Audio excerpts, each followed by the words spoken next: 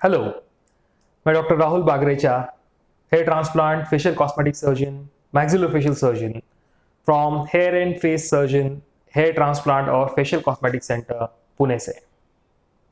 तो आज के इस वीडियो में हम डिस्कस करेंगे अगला प्रॉब्लम। अभी तक हमने hair maintenance without hair fall, with mild hair fall और सीवियर हेयर फॉल, ये तीन प्रॉब्लम को डिस्कस किया। आज हम डिस्कस करेंगे फ्रंटल बॉल्डनेस, जहां पे आपको हेयर फॉल इतना हो चुका है कि स्किन विजिबिलिटी है, आपका स्कैल्प विजिबल है, शाइनी स्कैल्प विजिबल है, लेकिन पीछे के बाल अभी पतले नहीं हुए हैं, सिर्फ फ्रंटल हेयर फॉल हो रहा है। ये एक पैटर्न है एलोपेशिया, एंड्रोजेनेटिक एलोपेशिया का। इस पैटर्न में आपको फ्रंटल हेयरलाइन और टेम्पोरल हेयरलाइन, तो ये जो एरिया है यहाँ पे जो यू शेप आपको हेयर फॉल होता है या बॉल्डनेस होती है, उस एरिया को टेम्पोरल एंगल कहते हैं। तो अभी मैं जब भी टेम्पोरल हेयरलाइन पीछे गई है इसका मतलब ये बोलूंगा, तो इसका मतलब ये है कि साइड से आपके बाल पीछे गए हैं और यहाँ पे बॉल्डनेस है और फ्रंटल बॉल्डनेस है। पीछे के बाल आपके नॉर्मल रह सकते हैं, माइल्ड हेयर फॉल हो सकता है या सीवियर हेयर फॉल हो सकता है। अभी हम डिस्कस करेंगे आपके फ्रंटल और टेम्पोरल हेयर लाइन जो पीछे गई है, और आपके पीछे के बाल क्राउन एरिया इसको कहते हैं, यहाँ के बाल नॉर्मल है। तो इस सिचुएशन में हम क्या करेंगे? दो चीजें आपको ध्यान रखनी है। जब आपका बॉल्ड स्कैल्प विजिबल है, यानी आपके सिर की त्वचा पूरी तरह से गंजी हो चुकी है, वहां पे शाइनी बॉल्डनेस है जहां पे बाल बिल्कुल भी नहीं है, यहां हम किसी भी तरह से कोई भी मेडिकल ट्रीटमेंट करके बाल वापस नहीं उगा सकते। वहां की जड़ें अभी डेड हो चुकी है। तो अगर वहां की जड़ें डेड हो चुकी है तो मेडिकल ट्रीटमेंट वहां पे किसी भी तरह से काम नहीं आएगी। आपको एक ही ऑप्शन बचेगा, वो है हेयर ट्रांसप्लांट। हेयर ट्रांसप्लांट का मतलब है बालों का रोपण करना। तो हेयर ट्रांसप्लांट में हम सिर के पीछे के साइड के बाल, कभी कभी दाढ़ी के और बॉडी के बाल, ये यूज करके वहां पे नए बाल उगाते हैं। इसकी प्रक्रिया हम डिटेल में बाद में डिस्कस करेंगे। अभी आपको ये समझना है कि आपके पास एक ही उपाय है शाइनी बॉल्ड एरिया में हेयर ट्रांसप्लांट करना। सिर के पीछे के बाल ये पहला प्रायोरिटी या पहला चॉइस होता है हेयर ट्रांसप्लांट के बालों के लिए। तो हम पीछे से बाल निकालेंगे जड़ों के साथ और उनको यहाँ पे लगाएंगे, जैसे हम पौधा नर्सरी से लाके घर पे लगाता है और वो उगने लगता है, इसी तरह से हमको जड़ों के साथ यहाँ के बाल निकालने हैं और यहाँ लगाने हैं। प्रक्रिया हम बाद में डिस्कस करेंगे। तो ये हो गया है ट्रीटमेंट आपके बॉल्ड एरिया के लिए, जहां पे आप हेयर ट्रांसप्लांट करके बाल उगाएंगे। हेयर लाइन कितना आगे रखना है, कहाँ रखना है, कितनी डेंसिटी लेनी है, ये बहुत सारी चीजें, बहुत सारी अलग अलग फैक्टर्स पे डिपेंड करता है। वो हम डिटेल्ड आपके डॉक्टर के साथ डिस्कस करेंगे या हम अगले वीडियो में डिस्कस करेंगे। पीछे के बालों का अब हम क्या करेंगे? जो क्राउन एरिया के बाल है, ये अगर इनिशियल हेयर फॉल में है, अगर आपको फ्रंटल हेयर लाइन पीछे चली गई है, टेम्पोरल हेयर लाइन पीछे चली गई है, बॉल्ड पैच वहां हो गया है, गंजापन हो गया है, इसका मतलब है कि ये प्रोसेस अभी आगे बढ़ने वाली है। पर्टिकुलरली अगर आपकी एज कम है, आप अगर 25 अर्ली 20s में 20 से 30 साल के बीच में है, तो ये प्रक्रिया अभी आगे बढ़ेगी। 20, 22, 23, 24 साल के, 25 साल के अगर आप हो, तो ये प्रक्रिया बहुत जल्द आगे बढ़ने वाली है, क्योंकि बहुत जल्दी उम्र में आपको फ्रंटल बॉल्डनेस हो गया, यानी आप में बहुत ही एग्रेसिव हेयर फॉल हो रहा है। तो पीछे के बालों के लिए हम क्या करें? पर्टिकुलरली जो यंग एज वाले लोग हैं, वो क्या करें?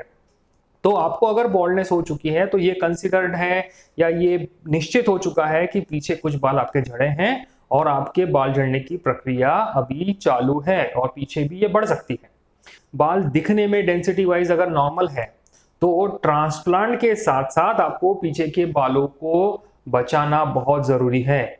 उसके लिए मैंने बताए हुए सारे पहले 3 वीडियो में बताई हुई सारी चीजें आपको करनी है, यानी मेंटेनेंस के लिए, उसका इरिटेशन कम करने के लिए, न्यूट्रिशनल लेवल नॉर्मल रखने के लिए, हाइजीन मेंटेन करने के लिए, और आपके शरीर में जो कमियां हैं, आपके विटामिन्स की, आपके मिनरल्स की, कुल मिला के जो पोषक तत्वों की, वो पूरी करनी है। आपको कोई डिसीज है या कोई डिफिशियंसी है, आयरन डिफिशियंसी, थायराइड, वो पूरा करना है। तो इसके बाद हम क्या करेंगे, इन बालों को मेंटेन करने के लिए इसके साथ साथ पीआरपी ट्रीटमेंट या मेडिकल ट्रीटमेंट लेंगे। मेडिकल ट्रीटमेंट जब भी मैं इसके बाद कहूंगा उसका मतलब पीआरपी ट्रीटमेंट है जो सबसे ज्यादा कॉमनली यूज होती है और सबसे बेस्ट है। दूसरी treatments low level laser therapy, mesotherapies, ये सब ऑप्शंस भी अवेलेबल है, लेकिन मोस्ट कॉमनली और सबसे अच्छे हाथों में अच्छे तरह से किया हुआ पीआरपी ट्रीटमेंट सबसे बेस्ट ट्रीटमेंट अवेलेबल है। तो आपने हेयर ट्रांसप्लांट के साथ बाल उगा लिए और पीछे के बालों का झड़ना रोका है, और कुछ जो रिसेंटली कुछ जस्ट अभी अभी गिरे हुए बाल है या झड़े हुए बाल है या कुछ बाल जो रिसेंटली पतले हुए हैं, उनको वापस एनाजन फेज में यानी हेल्दी फेज में ला सकते हैं पीआरपी ट्रीटमेंट करके। इसके साथ साथ आपको मिनॉक्सिडिल, फिनेस्टेराइड, मल्टीविटामिन डॉक्टरों की सलाह से घर पे लेते रहना है। तो कुल मिला के आपने बालों को जो चले गए थे, जो उग नहीं सकते हैं, उनको उगाया है ट्रांसप्लांट से, जो बाल बचा सकते थे उनको बचाया है मेंटेनेंस से, और जो बाल पतले हो गए हैं या जिनकी जड़ें पूरी तरह से डेड नहीं हुई है उनको फिर से उगाया है आपने पीआरपी ट्रीटमेंट करके। दूसरी एक बात आपको ध्यान रखने की बहुत ज़रूरत है इन पेशेंट्स में कि इन पेशेंट में जो फ्रंटल हेयर लाइन रिस्टोर करनी है, सामने के बाल जिनको ट्रांसप्लांट करने हैं, और पीछे बहुत सारा एरिया है जो बचा हुआ है, पर्टिकुलरली जो यंग लोग हैं, यंगर यानी 25 साल, 26 साल, 27 साल के, इनको ये चीज़ ध्यान रखनी है कि बहुत सारे ग्राफ्ट आप फ्रंटल हेयर लाइन में यूटिलाइज ना करें। आपको सेकेंड ट्रांसप्लांट की ज़रूरत भी पड़ सकती है। मेडिकल ट्रीटमेंट अगर आपके लिए सही तरह से यूज़ नहीं हुई, आपको अच्छे रिजल्ट नहीं आए, तो आपको सेकेंड ट्रांसप्लांट भी करने की ज़रूरत पड़ सकती है। तो आपने कुछ ग्राफ्ट फ्यूचर के लिए बचा के रखने हैं।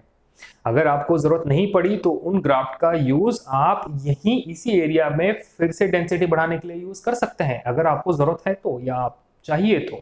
लेकिन पूरी तरह से अगर आपने सारे ग्राफ फ्रंटल हेयरलाइन में यूटिलाइज कर लिए और अगर आपको पीछे बॉल्डनेस हो गई इन फ्यूचर, तो आपको दिक्कत होगी वहां पे ट्रांसप्लांट करने के लिए। तो एक ऑड सा हेयरलाइन हो जाएगा, फ्रंटल डेंस हेयरलाइन और बहुत बड़ा बॉल्ड पैच। ये गलती ना करें। ये आप कर सकते हैं अगर आप लेट 30s में या 40s में हैं, तो उस समय आपका पीछे का हेयरलाइन अगर है, पतले भी है, तो हम कंसिडर करेंगे कि ऑलमोस्ट सेटल्ड है, तो आप डेंसिटी फ्रंटल हेयरलाइन में ले सकते हैं उस एज को सुटेबल। उस एज को सुटेबल का मतलब है थोड़े से हेयरलाइन पीछे लेंगे, टेम्पोरल हेयरलाइन पीछे लेंगे, पीछे के बाल मिक्स करके विद पीआरपी ट्रीटमेंट, ये एक डिसेंट हेयरलाइन हो सकती है आपके लिए। तो आपको ध्यान रखना है कि आपको ट्रांसप्लांट के साथ साथ नेचुरल हेयर को बचाना है, ग्राफ्ट की रिक्वायरमेंट कम रखनी है और फ्यूचर रिक्वायरमेंट के हिसाब से ग्राफ्ट को यूटिलाइज करना है। Thank you.